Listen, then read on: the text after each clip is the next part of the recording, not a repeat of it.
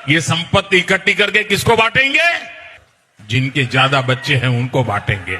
ये देश हिंदू राष्ट्र है और हिंदू राष्ट्र रहेगा। हिंदू मुस्लिम हिंदू मुस्लिम हिंदू मुस्लिम हिंदू मुस्लिम। कि मुसलमान हिंदुओं के साथ नहीं रह सकता तो क्यों रखा है इस देश में? यार ये सबसे बड़ी समस्या ये मुसलमान है। बस देश से ये खत्म हो जाए तो सारी समस्या खत्म हो जाए। पता नहीं मोदी जी समस्या का समाधान कब करेंगे।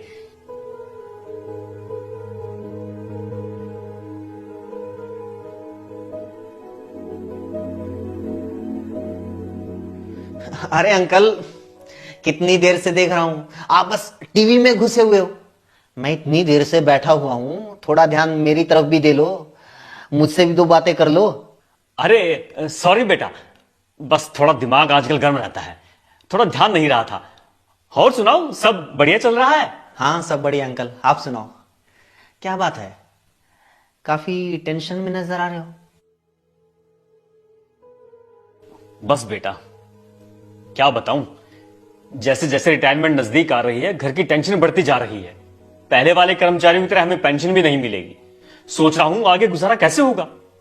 छोटे वाले लड़के की फीस, रैंक भी इतनी अच्छी आई थी, हरियाणा के गवर्नमेंट इंस्टीट्यूट में नंबर भी पड़ गया था, लेकिन सरकार ने फीस को सालाना 50,000 से बढ़ाकर सीधे 10 लाख कर दिया। 4 साल में 40 लाख बताओ कहां से आएंगे। बच्चों ने धरने प्रदर्शन भी किए, तब जाकर फीस 30 लाख रुपए हुई, लेकिन 30 लाख भी कहां से लाएं? और बड़े वाला लड़का अंकल, वो भी तो दिल्ली है ना? अरे हाँ, लेकिन वो बेचारा भी क्या करे। पहले वो कंपनी वालों ने नोटबंदी का बहाना बनाकर निकाल दिया, फिर दूसरी कंपनी वालों ने कोरोना में लॉकडाउन का। अब कुछ दिन पहले ही नई नौकरी मिली है, लेकिन कब तक? प्राइवेट कंपनी को क्या भरोसा। हाँ ठीक का अंकल, वैसे थोड़ी मेहनत तो लगती है, अच्छा होता अगर किसी गवर्नमेंट जॉब की तैयारी करवा देते। अरे वो भी करवाई थी भाई, लेकिन आजकल गवर्नमेंट जॉब बची कहां है। 2 साल भर्ती का इंतजार करके फिर तभी तो प्राइवेट नौकरी पकड़ी है। हाँ चलो ठीक है। और आंटी की सेहत कैसी है अंकल, ठीक है ना?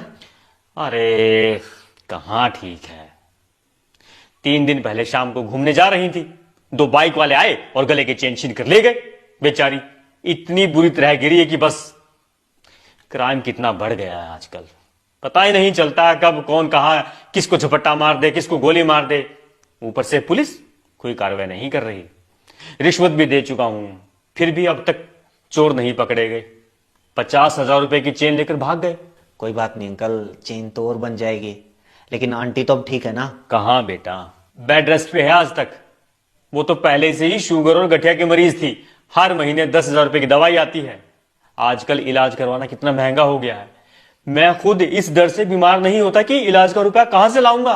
हाँ तो किसी गवर्नमेंट हॉस्पिटल में जाया करो ना अंकल। अरे गवर्नमेंट हॉस्पिटल में जब तक ओपीडी की पर्ची कटती है, उससे पहले तो मरीज की दुनिया से पर्ची कट जाती है। गवर्नमेंट हॉस्पिटल, गवर्नमेंट अस्पतालों में अगर फैसिलिटी होती तो हमें क्या शौक था इतने महंगे इलाज करवाने का। सही कहा। आजकल महंगाई इतनी बढ़ गई है कि मार्केट की तरफ मुंह करके सोने का मन भी नहीं करता। पेट्रोल डीजल ही देख लो कितना महंगा हो गया है। अरे सिर्फ पेट्रोल डीजल क्यों, गैस सिलेंडर, दाल चीनी, सरसों का तेल सब इतने महंगे हो गए हैं कि मैं तो ये सोचकर हैरान हो जाता हूं कि तुम लोग आगे चलकर कैसे काम चलाओगे, तुम लोग अपने बच्चों को कैसे पालोगे। ओ हो। अब समझ में आई आपकी परेशानी। कितनी सारी समस्याएं हैं अंकल। आपके पास पेंशन नहीं है, बच्चों के पास रोजगार नहीं है, एजुकेशन महंगी है, इलाज महंगा है, पेट्रोल डीजल तेल सिलेंडर सब महंगा है, क्राइम बढ़ रहा है, रिश्वतखोरी बढ़ रही है, इतनी सारी समस्याएं हैं।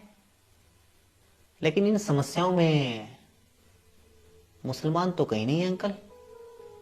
आप तो कह रहे थे कि सारी समस्या ही मुसलमान है।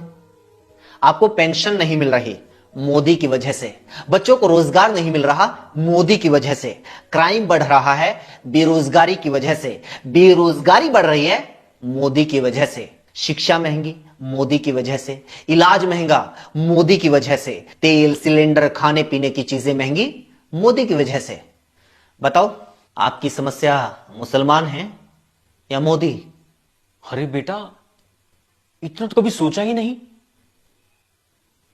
वो टीवी में तो सारा दिन। हाँ बिल्कुल अंकल, टीवी में यही दिखाया जाता है ताकि आप लोग कभी अपनी असली समस्याओं के बारे में, देश की असली समस्या के बारे में सोच ही ना पाओ, मोदी की नाकामियों के बारे में सोच ही ना पाओ, मोदी से कभी सवाल पूछ ही ना पाओ।